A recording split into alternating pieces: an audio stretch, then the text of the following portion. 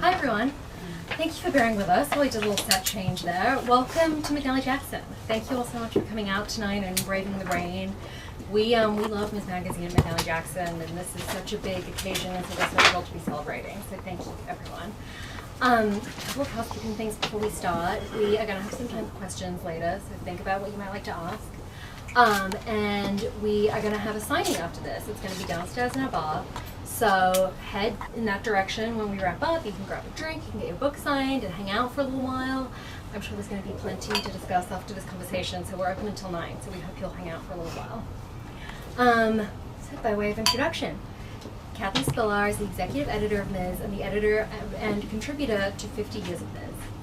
Under her oversight, Ms. has increased its investigative reporting and in-depth analysis, and today is the largest print and online feminist platform, reaching millions of readers across the globe via the quarterly print magazine, a vibrant and popular website, robust newsletters, and innovative digital textbook resource, Ms. Classroom, and programming from Ms. Studios. Kathy is also executive director of Feminist Majority Foundation and Feminist Majority, national organizations working for women's equality, empowerment, and nonviolence. One of the founders, she has been a driving force in executing the organization's diverse program securing women's rights, both domestically and globally, since its inception in 1987.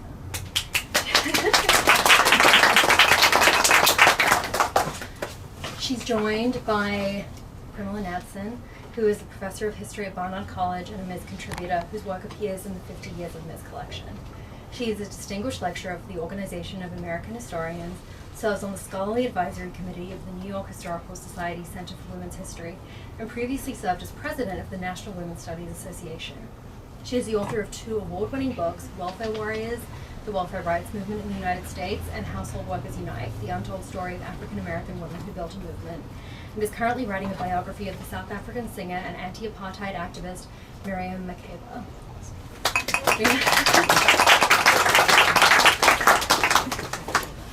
Brittney Cooper is a Ms. contributor whose work appears in the 50 Years of Ms. collection and a member of the Ms. Committee of Scholars. She is professor of women's, gender, and sexuality studies and Africana studies at Rutgers University and the author of Eloquent Rage, A Black Feminist Discovers Her Superpower and Beyond Respectability, The Intellectual Thought of Race Women. Co-author of Feminist AF, A Guide to Crushing Girlhood, and co-editor of the Crunk Feminist Collection, and co-founder of the Crunk Feminist Collective. Camille Hahn is the managing editor of Ms. and has also served as its research editor, associate editor, features editor, copy editor, in her 15 plus years with the magazine. Previously, she worked as an associate editor at Bon Appetit. Thank you all so much for being here. Welcome everybody, and thanks for coming out on a very rainy night. This is our first bookstore event, and we have something like 30 events plus across the country that we planned on the publication of the book, which technically tomorrow is the publication date. We're doing things very differently. One, there's no one author of this, and in fact the book itself was a team effort, but also we wanted to use the book as an opportunity really to bring together feminists at different events across the country in different venues, bookstores, larger public venues, sometimes more private venues, to really engage in conversation about where do we go from here. The book looks at the 50 years since Ms. was launched, but it really is about the ideas of this movement, the struggles, and lessons that we can take from the last 50 years as we push forward.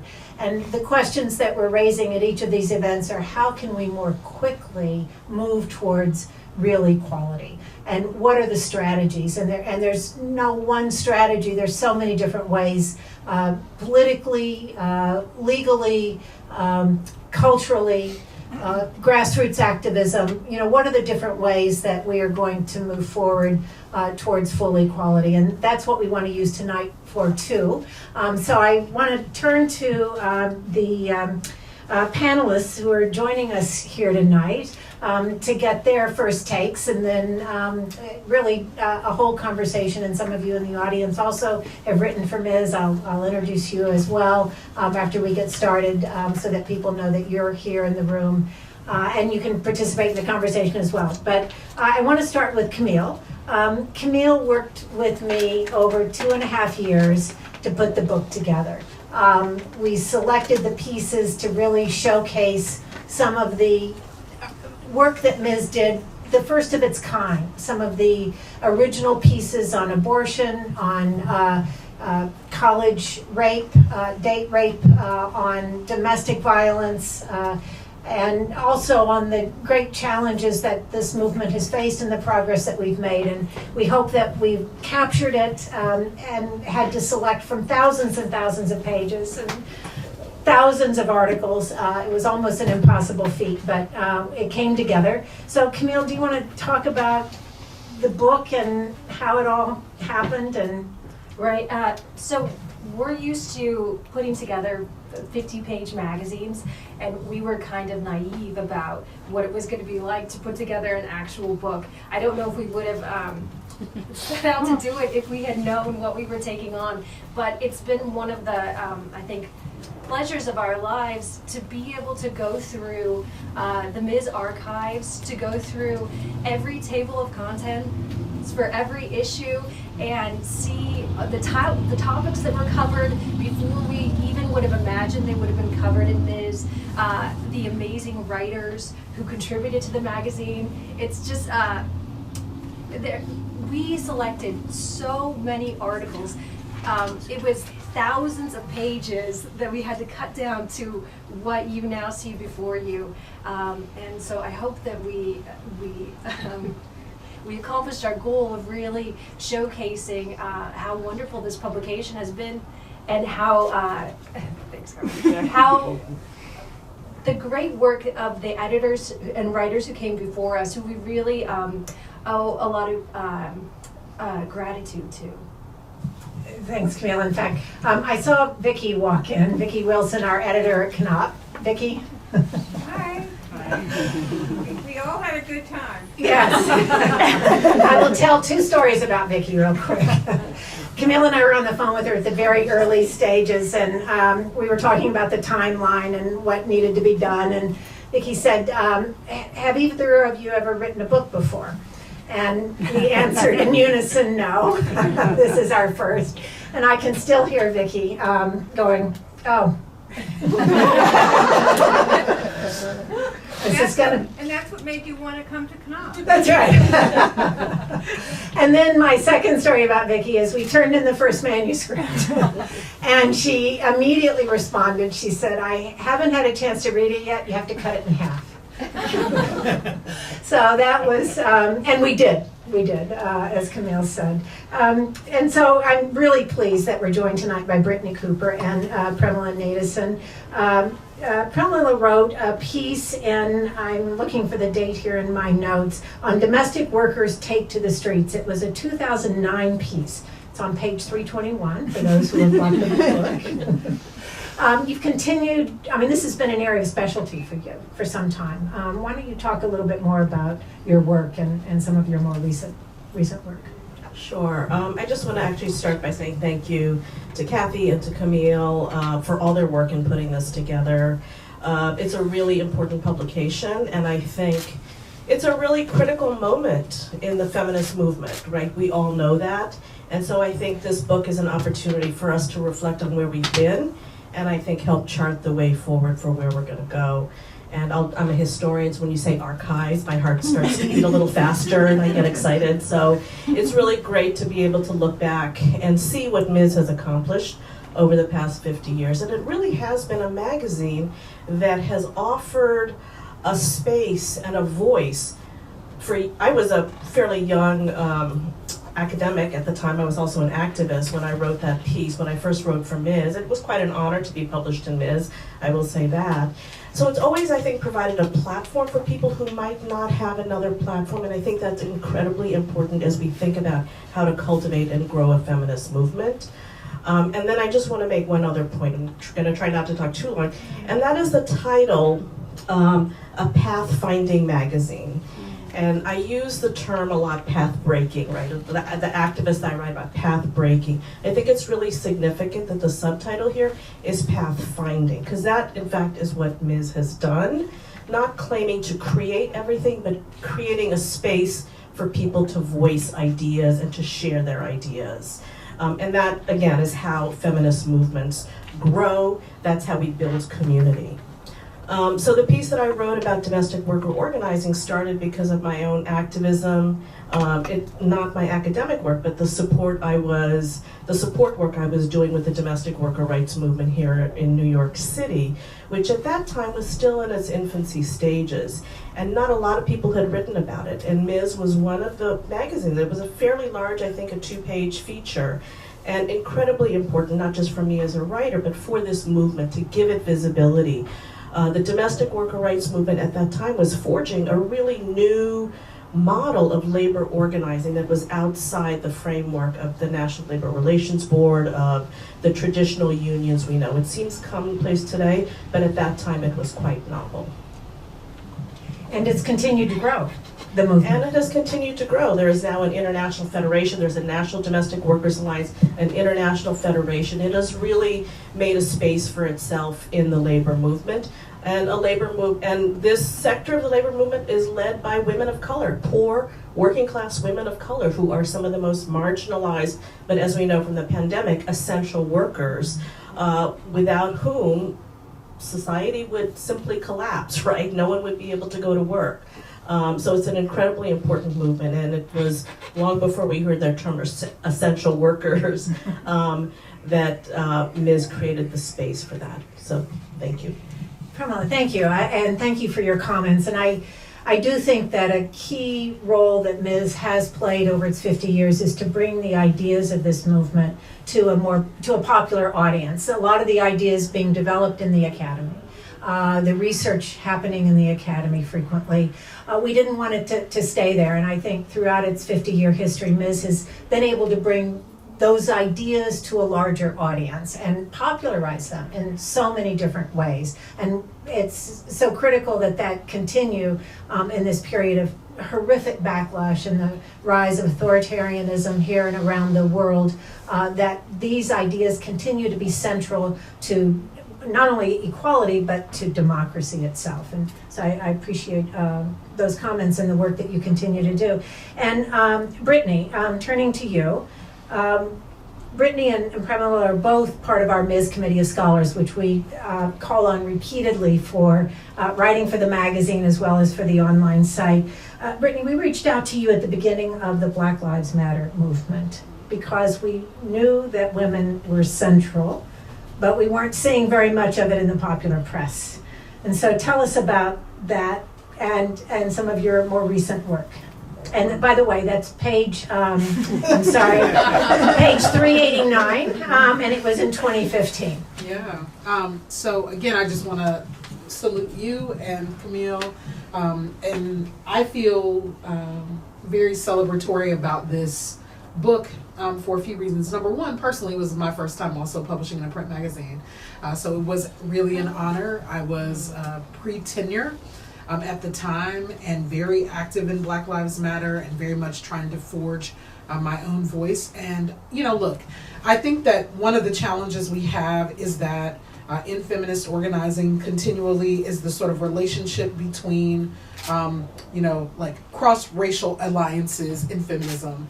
And there is a way that folks, I think, have unfairly characterized Ms. as, you know, being about kind of white feminist movements. And I think that this book shows that that's not true. And I think that there has been an evolution over time, but I also think that what I care about is feminist institution building. And as someone who works as an intellectual historian, you know, I too think that we always want to give credit to the ideas that are building movements, and this becomes a really stunning record of the level of intellectual labor that has gone into building so much of what makes it possible for us to sit in this room today and have these kinds of conversations. In 1973, women were still having consciousness-raising groups in basements and shit. You know, trying to just get a political analysis together that could actually be mobilized for broader movements. And so it really is a testament to the work of this magazine that we are still here today, and we have the kind of language that we have. And I think that that's worth celebrating. I was very active at the start of Black Lives Matter, particularly its iteration in 2014.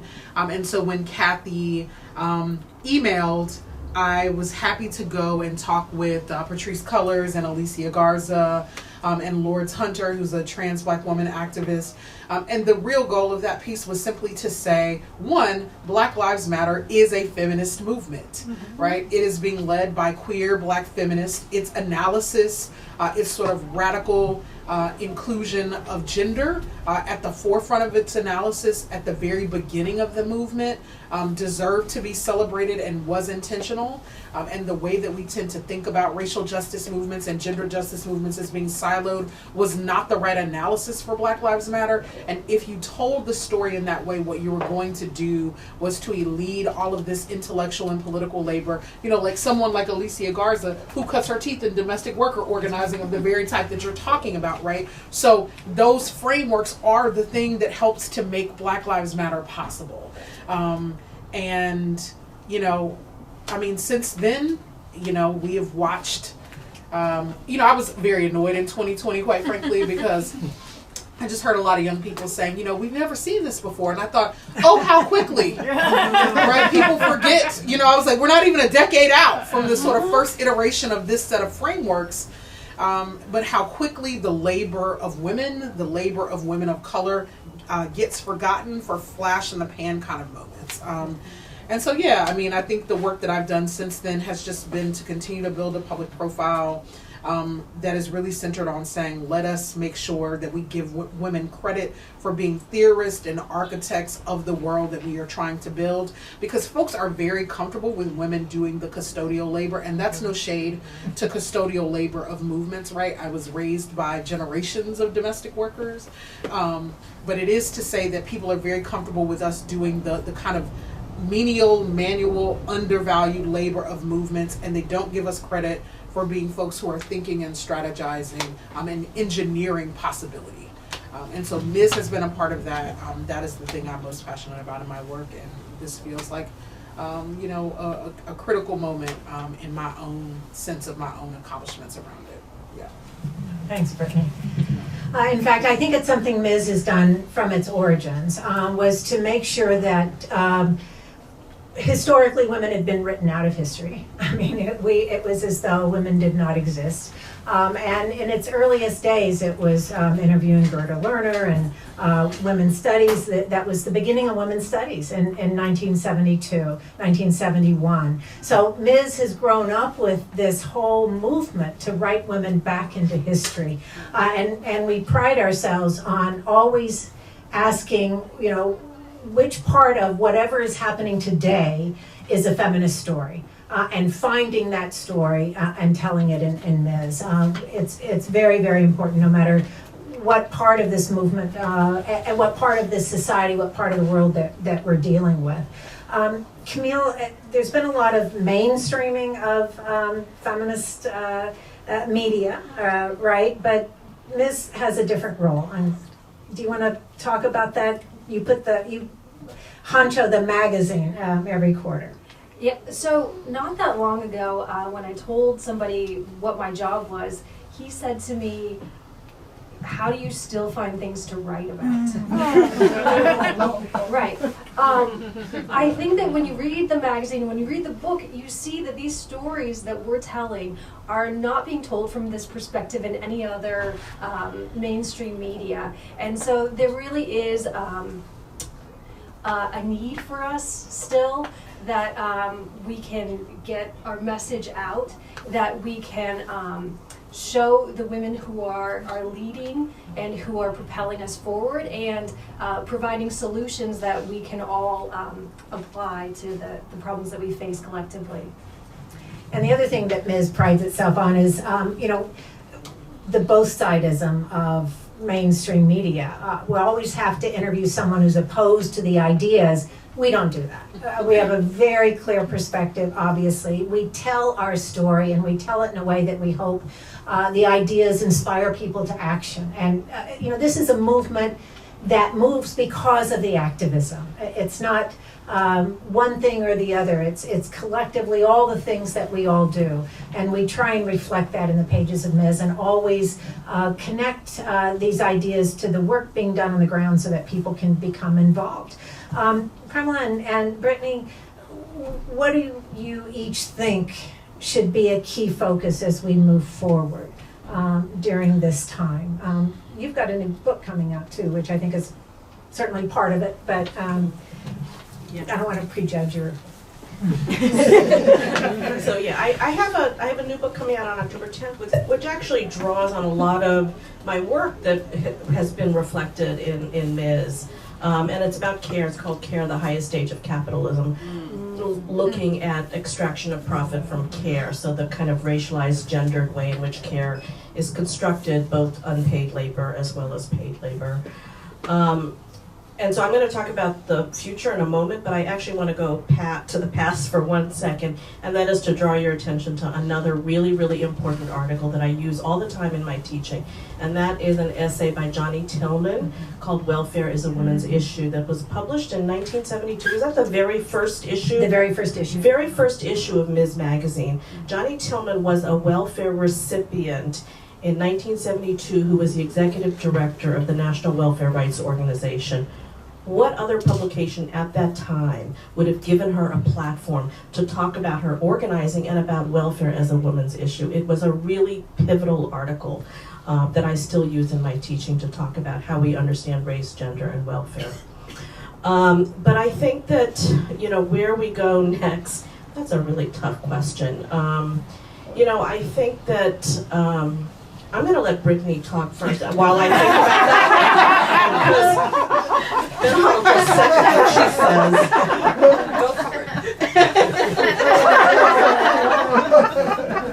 I was literally sitting here going, Premilla's bad all the time.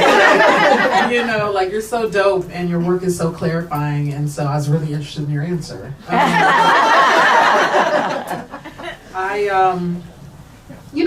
The thing I think I'm concerned about beyond what the hell are we going to do about abortion, right? And I'm from the Deep South.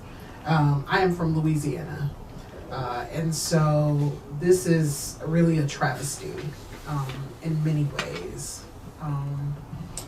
So I'm very concerned about that. But the thing that keeps me up nights is actually the disinformation crisis. Mm-hmm.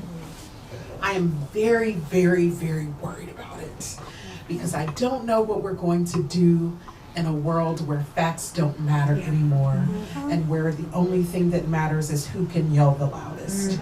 And I have been trying to think about what feminism, and in particular what Black feminism, might have to say about the problem of disinformation. And one of the things that I think we have got to get back to with each other in movements, which I think is going to be a hard thing to do, is there movement building beyond critique? Because I think academe has had this reign in the way that we do social discourse, where everything is deconstruction, everything is limitation. And one of the things we argued at the Crunk Feminist Collective is that the world we build is more important than the things we build are more important than the things that we tear down. I think that there are people who might disagree with us and say, we gotta tear down white supremacy, we gotta tear down whatever. But I am like, and then what happens after that? So what I mean to say about critique is that I'm thinking a lot about what the left is going to do if all we're ever doing is yelling at each other too and saying what is not good enough, while the right is just very sort of unified. They're either unified or cowardly, right? So there's the unification among the fascists, and all the ones that aren't quite fascist as the rest are just dropping out of the problem. And we're having a different set of concerns because we don't want to be too centrist, we don't want to be too accommodating, all of which I think is correct. And I do think that it's right for us to push towards the radical edges of where we can go. And I also wonder how we are going to be in relation to each other at the end of it, right? And so it's not just enough to call out the right and to talk about their disinformation. We also have to think about our own ethics of critique whether it's actually enabling us to build the world we want to see, what is the way to kind of have a critical perspective. And I think like one of the ways that Ms. is helpful is because they keep on pointing us to movements, right? They keep on pointing us to activists and the worlds that they're trying to build. And I think that that's a really important gut check for academics who are very often having a circle jerk about our latest terminology, right?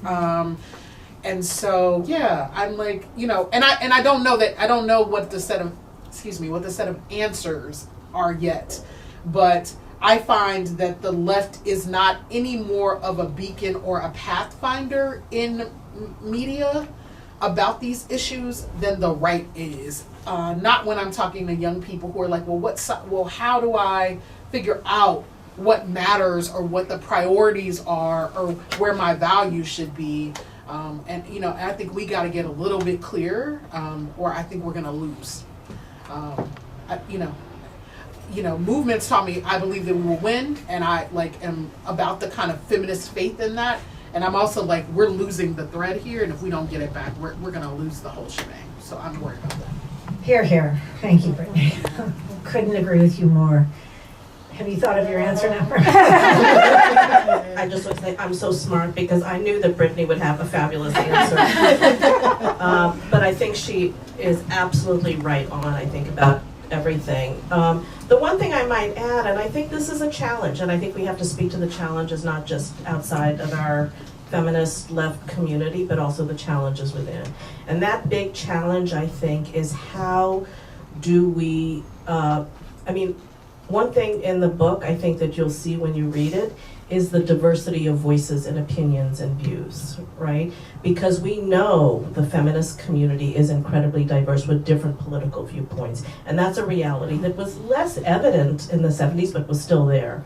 And so I think the question for me is how do we balance the respect for difference, the understanding that we have different political perspectives, but we have to find points of consensus. Right? And that is what is so crucial about this moment. It is not enough to say we are 100 different feminist organizations, but around what issues can we unite? How can we begin to come together? Not on everything, right? We have to talk, we have to debate, we have to disagree, because I think that's how we get. Swap. Oh, Why don't you swap, since Brittney said. I think that's really how not we ready. get to a place where I think it's working. It could be the context, if the battery starts slipping in the context. Oh, it is, that's what it Yeah, is. then switch with Brittney because she said something so brilliant, she can't possibly say anything more brilliant than that, right? So. Now I forgot what I was going to say, but I think 100 different organizations. Yeah. So how can we begin to move forward? What is going to be our concrete political strategy at this moment? And that is something we have to talk about. Thank you. And I think the strength of this movement, in so many ways, is that it's intergenerational, it's interdisciplinary, it's cross-race and ethnicity, it's cross-borders. And that's what we tried to put into this book, is to show that sexism and racism and bias are interconnected and universal.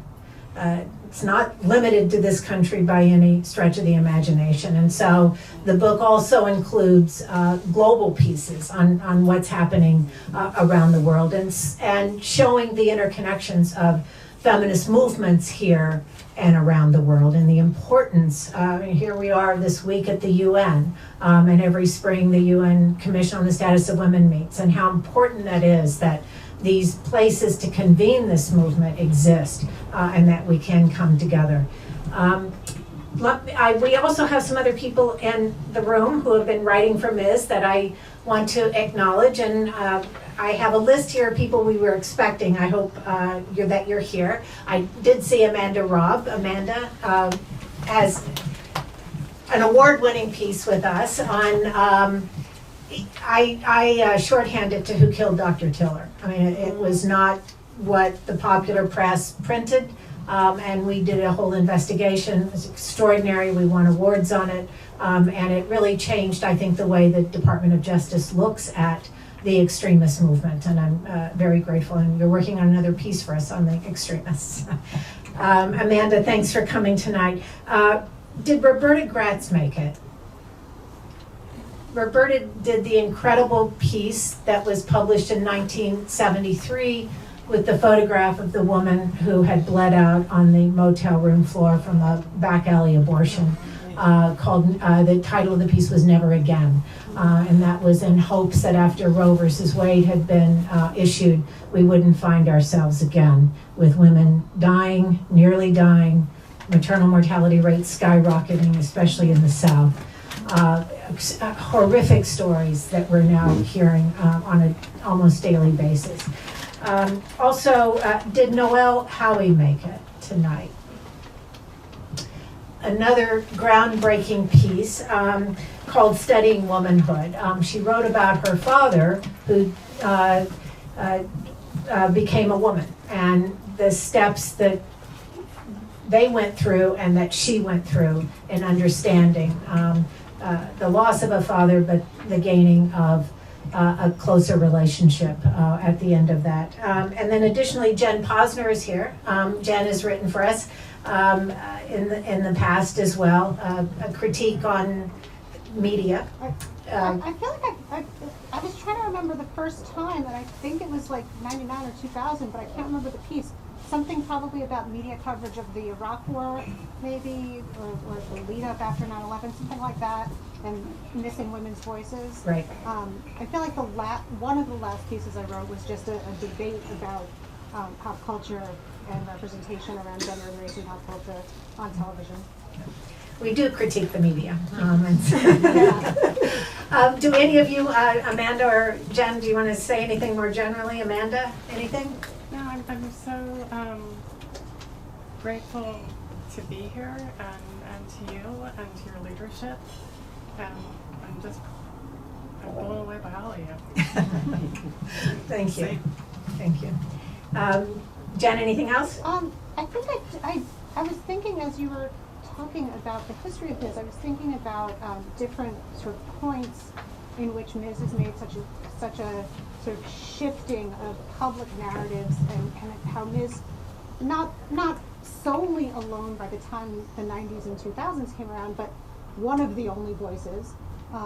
And there was a sort of rise of very small number of other feminist publications that now we've lost as well. You know, Brittney and I were saying just very briefly earlier, I wish that Ms. was not the only print feminist magazine. Like, I wish we still had Bitch too, right? But there were these moments, right? So I'm thinking about Christine Cupiello and Ms. Musings, where at the very, very beginning of the internet becoming a didactic space, a teaching space for activism, for media criticism, Christine was, other than like me and Laura Flanders, one of the only people in the whole country doing media criticism on a regular basis for a legacy feminist institution, but also for any media outlet, right? And I was thinking about the way that Michelle Court so regularly mentored really young women writers. And I think that my first piece for Ms., I don't remember exactly when it was, but I think I was maybe 24, 25. You know, it's Sort of belies the lie that we don't have young writers. In fact, we just published a piece by a 16-year-old. Exactly. So it's, and my last thing that I wanted to say is that I think that I was glad to hear, Brittney, that your answer focused on disinformation in large part because I'm currently writing a media literacy graphic novel, the first one, and the chapter that's the hardest in the entire thing is the chapter on disinformation. I've been trying to write it for months now, and when you were asking that question, the first thing that I thought was like, in the future, I would love to see like a regular sort of disinformation corner, disinformation debunking or something.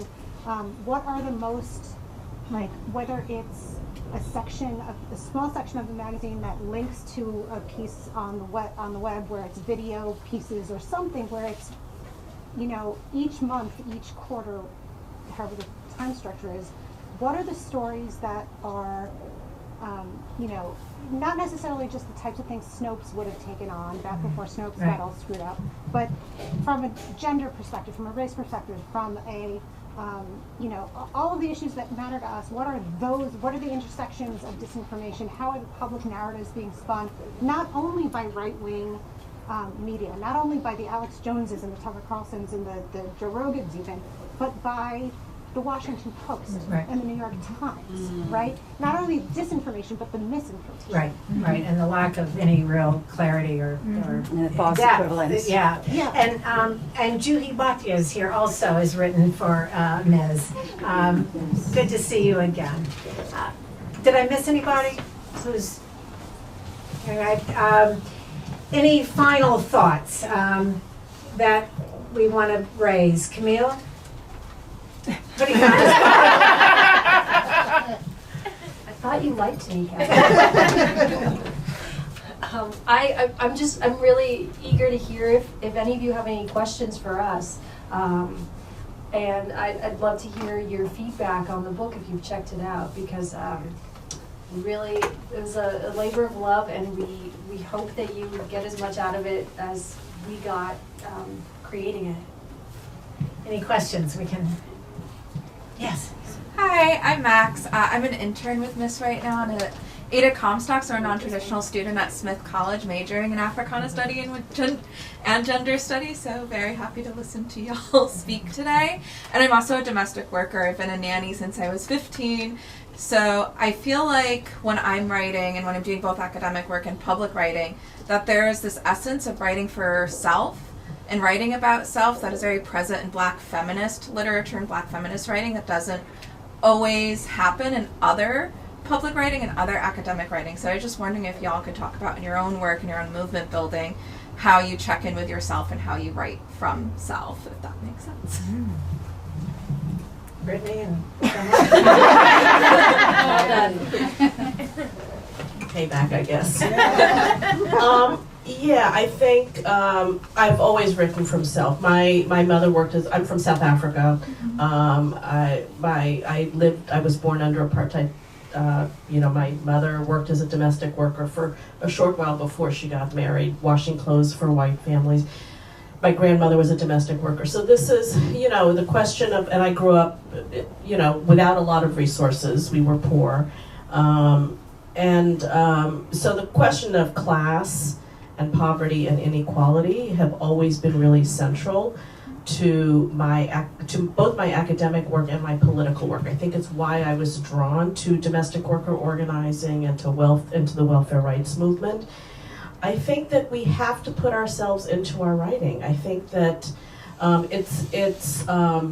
it makes it meaningful to the people who are reading what we're writing as well, because I think feminist writing in general, I think one thing that distinguishes it from non-feminist writing is that we can put ourselves into it, right? We are not neutral observers. We are real people who have real lives, who've been impacted by things, and who have opinions and can be advocates. I don't think there's anything wrong with being an advocate, Not all, as Brittney said, not all quote-unquote truths are the same. And so some truths matter more to me. You can agree with me or disagree with me. But I think that our perspective, especially if it hasn't been widely shared, is even more important in that regard. Bars, yes. Yeah, look, I think that the feminist adage is true. The personal is political. And I think that Black feminists are the people who taught me to bring my whole self into the room. The weird thing about growing up working class and then ending up in all of these very elite spaces is that you're always trying to figure out, if no one tells you, then you just think that what you're supposed to do is blend. And there's a way that the elite space can convey to you that everything that you're from is inferior to everything that they are. And so there were Black feminist professors who showed up and said, oh no, what your grandmother taught you is absolutely correct, right? Being able to know who to trust, because in here, I know who to trust, not because I can empirically verify it, because I know you ain't right. And so I'm gonna stay away from you, and my grandmama taught me that, and my mama taught me that, right? It has helped me in more rooms than a few, And so then Black feminists came along and said, and we call that epistemology, right? And so they bridged this really lovely gap for me. And so I think that some of my being personal is because I really distrust the kind of dispassionate, removed universalism of whiteness.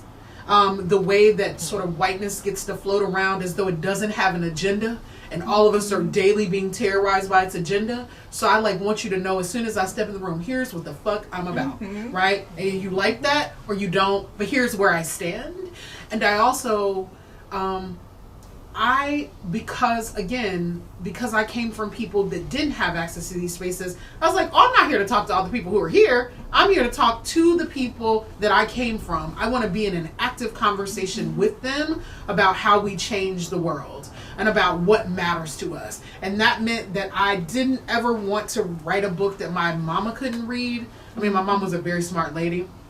And a reader in her own right, but I wanted to be able to engage with her, and I didn't ever want to write a book that my grandmama couldn't be proud of, right? And so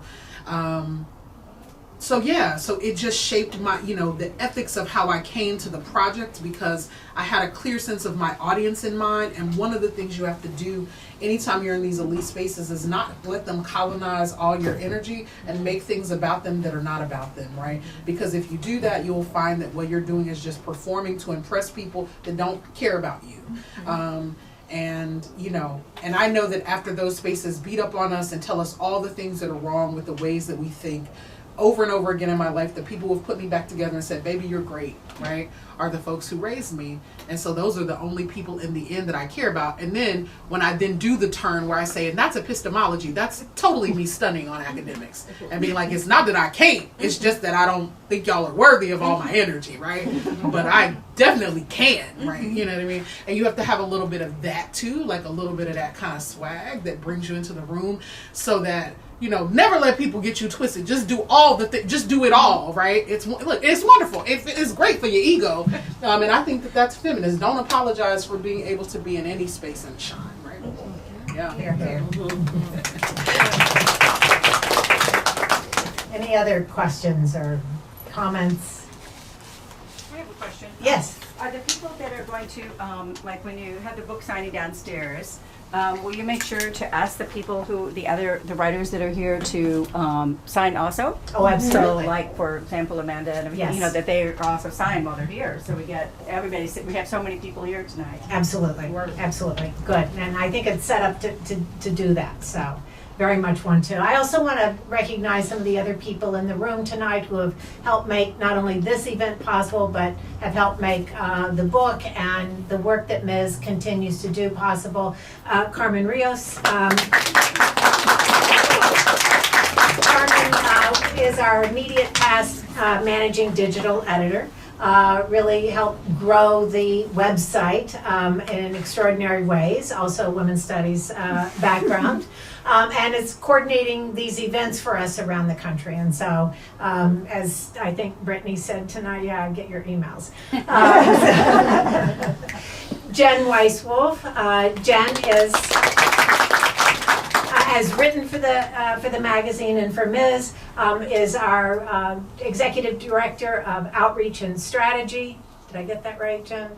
Partnership and strategy. She also created what is a quarterly series called Women in Democracy. One of the things that Ms. has always tried to do, as I was saying earlier, is to put women into the conversation where we belong. And we belong in the conversation about democracy as almost any other conversation. You can't have a democracy when half of the population doesn't have even legal equality, much less is the poorest and the domestic workers and the underrepresented in Congress and in the state legislatures, and those dying because of laws that are being made that we didn't get to participate in making.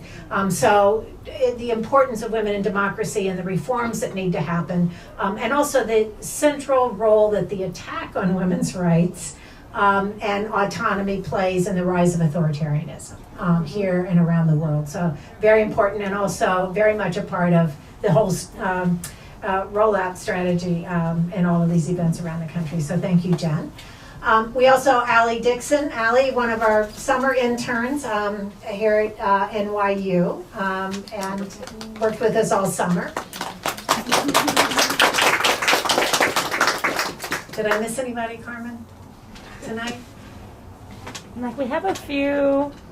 I feel like we have Lisa here. She's a digital contributor to Miz. That's right. She's I'm written sorry, for us Lisa. a few times in print and online.